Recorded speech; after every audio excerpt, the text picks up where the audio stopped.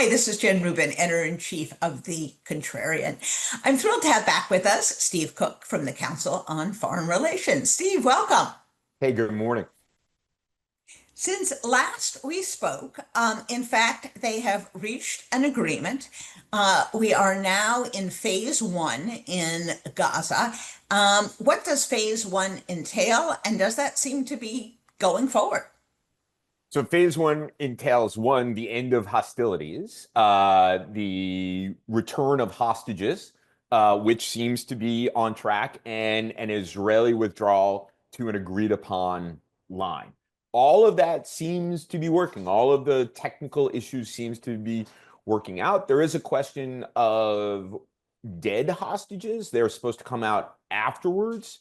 But that may be a problem of Hamas trying to locate these bodies. It also may be a function of Hamas giving up its last bit of leverage here. But nevertheless, I think that this is a good day for Palestinians and a good day for Israelis. They're supposed to be, as soon as this hostage deal is consummated, I think over the weekend we'll see live hostages coming out. 400 aid trucks a day are supposed to go into Gaza Strip, with an increasing amount as the days continue. So 5 days of 400 trucks each, and then an increasing amount. So that's all very, very good news. The question is, so that's really points one and two of this 20-point plan: ceasefire, hostages, aid. Then we have 18 more points to go. Exactly. And we're going to get to that in just a minute. There's also, of course, a release of Palestinians. Those people have to be agreed upon. There has to be a published list. The victims of those people, if there are victims, need an opportunity to come forward.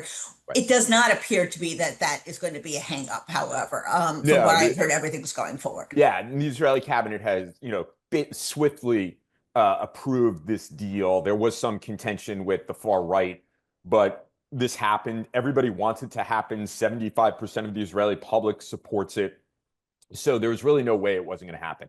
But you point out something that's very important. It's not so much the 1,700 who the Israelis have picked up on the battlefield that is contentious. It's the other 250 Palestinians that are going to be released from Israeli jail, some of whom have significant amounts of blood on their hands. Now, which we should point out that Hamas demanded the release of Marwan Barghouti, who is not Hamas, and a number of others who are directly responsible for October 7th, which the Israelis did not agree to. So unless something changes in the next couple of days, Barghouti will remain in Israeli prison serving multiple life sentences, but other security prisoners will be coming out. This is very sensitive in Israel. Yahya Sinwar was among 1,000 Palestinians released in exchange for one Israeli soldier. So it's contentious, but I think Israelis understand this is the price to get their people back. Right. And the one terrorist that you alluded to, who is not Hamas, may hold the key down the road in some role in Gaza, because although he is a terrorist, he has been looked to as someone who might eventually rise to a position of power, because Hamas is unacceptable and the Palestinian Authority is corrupt and inept and lacks anybody's confidence. So he may Indeed, turn out Marwan to be a thing. Barghouti is the most popular Palestinian figure by far. And I think Hamas has been demanding his release in order to outmaneuver the Palestinian Authority, which is dominated by Fatah. Marwan Barghouti led what's called the Al-Aqsa Martyrs Brigade, which was Fatah's response to Hamas during the Second Intifada in the early 2000s. If they won the release of Marwan Barghouti, it would really mean the end of Fatah's leadership of Palestinian political structures. And so this is a way, pardon me, for Hamas to screw Barghouti. The Israelis are reluctant to release Barghouti for two reasons. One, he does have a tremendous amount of blood on his hands, but he has also signaled that he can be a unifier and would strike a deal for a two-state solution with the Israelis, and then he has said, well, then we have no reason to take up arms if we have our own state. I think this scares the Israeli political establishment, especially those on the right, but I think also secretly some others. Absolutely. Now, I think we have to acknowledge that no president has been able to bully the Israeli prime minister to the degree that Donald Trump has. And frankly, that's largely responsible for why we have the deal now. The deal as set was essentially pretty much the deal that could have been done a year ago. But it really did take, frankly, the Israelis over the top strike on Qatar, Trump's anger at that to trigger him to basically say, okay, this is going to be the deal, bum, bum, bum, bum, bum. And I think we have to acknowledge that, that at least for this phase, it's hard to see how it could have been done without him.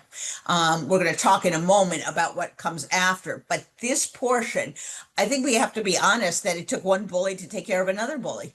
I think that's right. I mean, this is a moment where Donald Trump's transactionalism and being a bully really helped. I mean, I think there were a number of things that happened that allowed him to make something out of nothing, and it was really nothing. One was Israeli overreach, this ill-conceived strike on Hamas in Doha that failed. I wonder, though, had it been successful, what the president would have said about it. But Yes, exactly. nevertheless, it failed.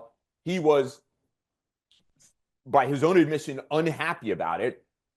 Israel's Arab partners were very, very unhappy about it, including the Qataris. And so it put Netanyahu on the defensive. At the same time, the Qataris were really scared. I mean, the first time Yeah. this brought the war home to anyone in the Gulf. They're not used to this kind of thing. And so they sought a security guarantee from the United States. So Trump, being the transactional guy he is, said, all right, I'll give you an executive order, which doesn't really mean much. I'll give an executive order. It's basically my word that the Israelis will never do it, but you've got to do a number of things for me. One, put the screws to Hamas to agree to a ceasefire hostage deal. I'll get Bibi on board. And then all the Arabs were able to coalesce around this, in particular because this conflict is taking a toll on them. They are, the Emiratis, the Saudis, others, they support the Israelis. They believe the Middle East would be better without Hamas. They're dumbfounded it's taken the Israelis so long in this inconclusive conflict to get rid of Hamas, but they have problems with their own populations. Now, Yes. a whole generation of people have watched this conflict unfold on their telephones, and it puts political pressure on the leaders. So this all coalesced around Israeli overreach, Trump bullying Bibi, Trump extracting something from the countries. And rumor has it that it's not just putting the screws to Hamas to agree. They have to change the tone of Al Jazeera. And rumor has it that they're going to kick Hamas out of Doha, which I actually don't support. I'd rather see Hamas in Doha than in Istanbul, for example. But nevertheless, your point that you needed a bully to bully a bully, and you needed a transactional guy to tell the Qataris, you want something from me, I need something from you. And that's how this all happened. Right. Now, beyond that, every other issue you can think of. Who's going to rule Gaza? How far and where are the Israeli troops going to retreat to? Who's going to, and how much are people going to pay to rebuild Gaza? Will there ever be a two-state solution? Every single one of those issues remains unresolved and will be part of the next discussion. Call me cynical, Stephen, but I imagine that those talks will go, frankly, either nowhere or on forever because there is much less incentive for both sides now to do anything. Right. Now that the war has stopped, the hostages are home, and people, including Donald Trump, are going to lose interest in these intractable, detailed, difficult negotiations. And oh, by the way, Israel's having an election next year. So Bibi's not going to want to do anything. And the Palestinians are going to think, well, maybe we can get someone more reasonable to deal with next year. I mean, Is that right? all of these things you're saying are spot on. I mean, when you were asking those questions, who's going to do what? I was thinking of the shrug emoji. That's my analysis for all of this. I mean, like, the Pentagon said it's sending 200 soldiers to support the international security force. I was like, did I miss something? What Right. international security force? So far, no one's raised their hand and said, I'm going to be part of the international security force. Exactly. Who's going to command this? What are its rules of engagement? How is it going to coordinate with the IDF? What happens when Hamas shoots the first, let's say the Egyptians agree, the first Egyptian soldier? The Is first there American, the first well, American, although they're not supposed to be Americans in Gaza, according to the Pentagon, according. but then the question is the security force going to be the ones responsible for disarming Hamas? And what does Right, disarmament actually mean? Can they keep their light arms? None of this is in any of the deal. Then you mentioned Palestinian governance. What are the structures? This is going to take a long time to negotiate. What is a technocratic government at this point? Hamas has been in control of the Gaza Strip since 2007. I can't do the math, but that's a long time, 18 years ago, right? So we certainly wouldn't want to do a kind of de-Baathification, because anybody who knows how to pull levers and make things happen in Gaza, by definition, had to be affiliated with Hamas at this point. So what does that mean for the demand that Hamas play no role in governance? Can they be technocrats but not in the leadership position? None of these questions have been answered, or do you get any sense that anybody's really given them any kind of serious thought? So as you point out, on the two most crucial issues, Hamas disarmament and its political role, Hamas is going to play the long game. They're going to exactly. litigate it and litigate it and litigate it, and nothing will ever be good enough for the Israelis. They want every bullet in Gaza to be confiscated. They don't want anybody, they'll have lists and lists and lists, say, no, that guy was running that thing in 18 years of Hamas rule. He's disqualified. It's going to be terrible. In the midst of all of this, as you point out, at the most, the Israeli government has a year.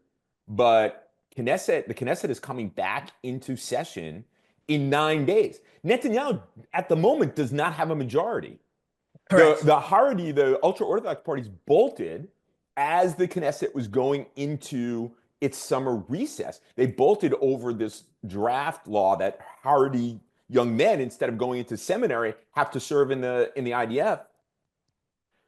What are they going to do? There's no majority. Now, the opposition has said, we'll support the government as long as there is this ceasefire deal on the table and our hostages are home. But once all those hostages are home, what's the incentive for the opposition? Okay, let's say the government survives. Let's say the Haredim come back in. Then there's March. The Israeli government falls unless there's a budget. The whole issue of the Haredim serving and soaking up 10% of the budget, this is explosive stuff. So during this negotiations of all of these things about disarmament and Palestinian governance and what to do about this and the other thing, Israel is going to be engaged in crazy politics. So I think we should savor the moment when those hostages come out and when those aid trucks go in, and that Right. people aren't being bombed and so on and so forth. But afterwards, we're going to go back to a terrible kind of status quo in Gaza. That may even be worse, with Yes. warlordism and lawlessness and people still dependent on the international community and no one really know what to do about this situation. Right. I also have to remind folks that there's going to be a huge reckoning in Israel. They are going to finally have a full commission about October 7 and the responsibility for that. They're going to have a full reckoning of the tactics that were used in Gaza, of the starvation of the Gazan people. And there's going to be another reckoning, as you point out. The Israeli people, the soldiers, the family of the soldiers, the entire country has sacrificed greatly. And yet there's these cadres of the ultra religious who have not, who have done nothing. And they are going to the Israel society as a whole are going to have to decide, are we going to put up with this anymore Right. after what we have lost, our precious sons, daughters, our economic loss, our mental anguish? Are we going to allow this? So that's going to be fascinating. I think this is a potential inflection point domestically for Israel that, of course, could then change its posture in the Middle Think East. about this. The Haredim, the ultra Orthodox, are 13.5% of the Jewish Israeli population. Then you take out the 20% of the population that are Palestinian citizens of Israel. So the burden is really on 2/3 of the population, where, Okay, I think a lot of Israelis would say, sure, there should be Torah scholars, but not every one of these guys Right. should be a Torah scholar, and they shouldn't all suck up 10% of the state budget. One other thing, Jen, there's going to be another reckoning. At some point, the Israelis are going to have to allow international journalists into the Gaza Strip. Yes. And I think what people have been able to discern from the outside has already been shocking. And I think it's going to be shocking from the inside. And it's been terrible that we've been reduced to debating numbers of killed. Like that somehow, if only 25,000 were killed, that's better than, 66,000. I think it's entirely possible, maybe even likely, that the numbers that we've been hearing about are going to go up, are going to go up.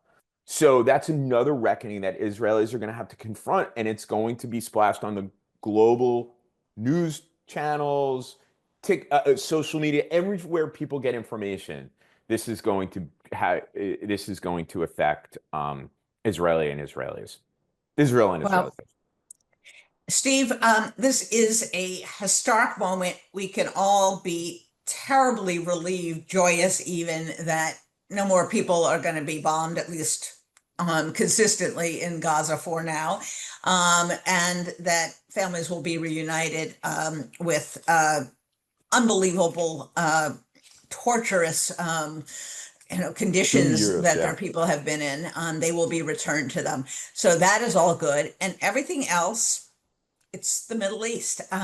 So that's why you have a job, Steve, because it never ends. It always goes on. It's sometimes it's hard to reckon that this bad things help keep me employed.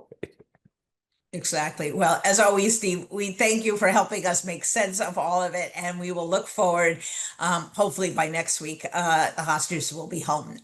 So thanks for everything. Take Thank care. We'll you. see you soon. See ya.